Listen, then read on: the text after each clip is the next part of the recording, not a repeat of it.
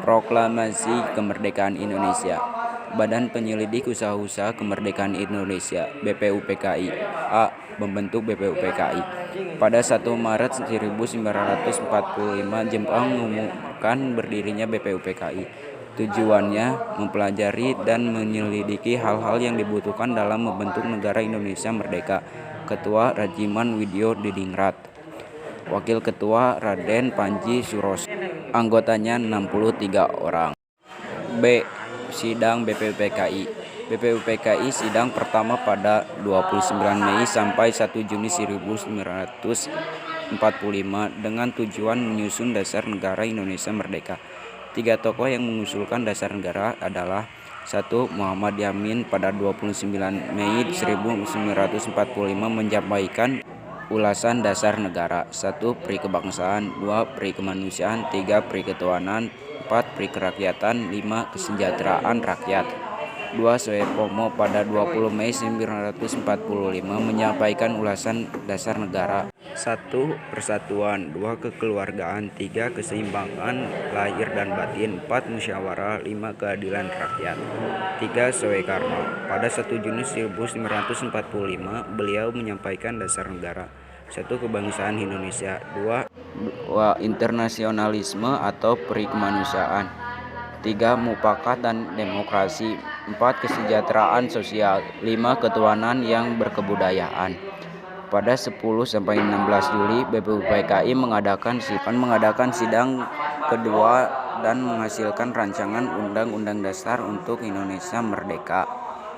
C. Panitia 9. Untuk merumuskan dasar negara sesuai ulasan dalam rapat BPUPKI dibentuklah Panitia 9.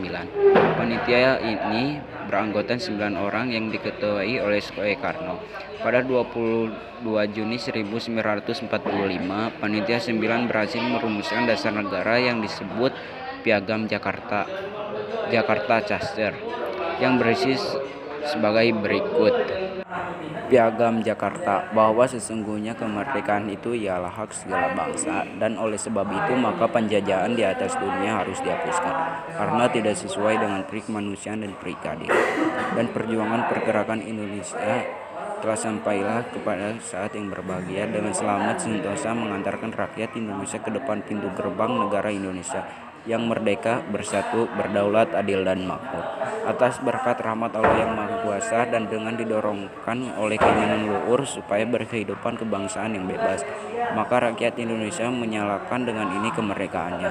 Kemudian daripada itu, untuk membentuk suatu pemerintahan negara Indonesia yang merdeka yang dilindungi oleh segenap bangsa Indonesia dan seluruh tumpah darah Indonesia, dan untuk memajukan kesejahteraan umum, mencerdaskan kehidupan bangsa, dan ikut menjelaskan ketertiban dunia yang berkedaulatan rakyat dengan berdasar kepada ketuhanan, dengan kewajiban menjalankan syariat Islam bagi pemeluk-pemeluknya menurut dasar manusia yang adil dan beradab, persatuan Indonesia dan kerakyatan yang dipimpin oleh hikmat kebijaksanaan dalam permusyawaratan serta dengan mewujudkan suatu keadilan sosial bagi seluruh rakyat Indonesia.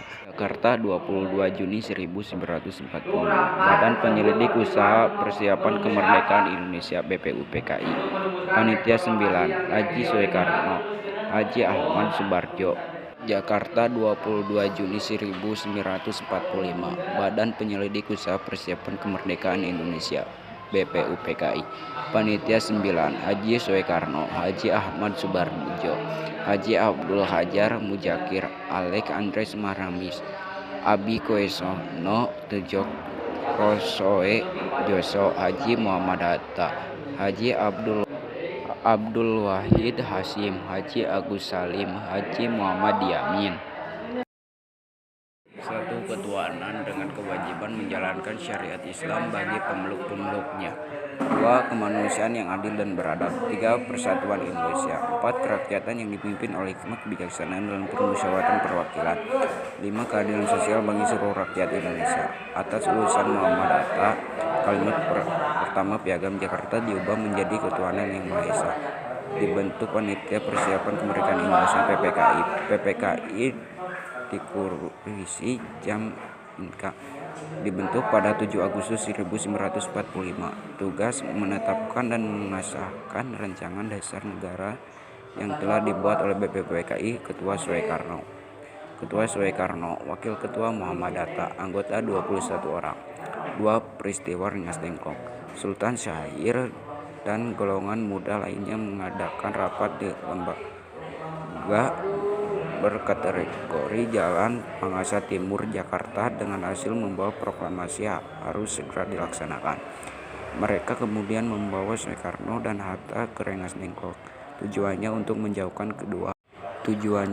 menjauhkan kedua tokoh tersebut dari pengurus Jepang sehingga mau memproklamasikan kemerdekaan Indonesia secepatnya. Penyusun naskah proklamasi. Setelah berkomunikasi dengan golongan muda, Soekarno dan Hatta setuju untuk segera melaksanakan proklamasi. Wikana dan Yusuf Punto membawa kedua tokoh tersebut kembali ke Jakarta. Soekarno kemudian memimpin rapat PPKI di rumah Laskana Tadasi, Medan.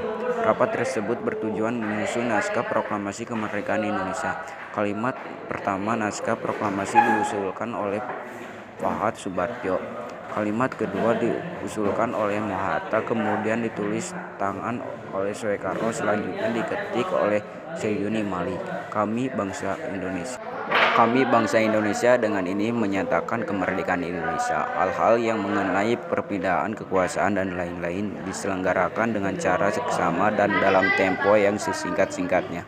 Jakarta, hari 17 Agustus 1945. Atas nama bangsa Indonesia, Soekarno-Hatta. 4. Detik-detik proklamasi kemerdekaan Indonesia. Awalnya proklamasi hendak dilakukan di Lapang Ikada. Untuk menghindari bentrokan dengan tentara Jepang, tempat pembacaan proklamasi dipindah di Jalan Pangasa Timur No. 66, Jakarta pada hari Jumat 17 Agustus 1945 pukul 10.30 WIB.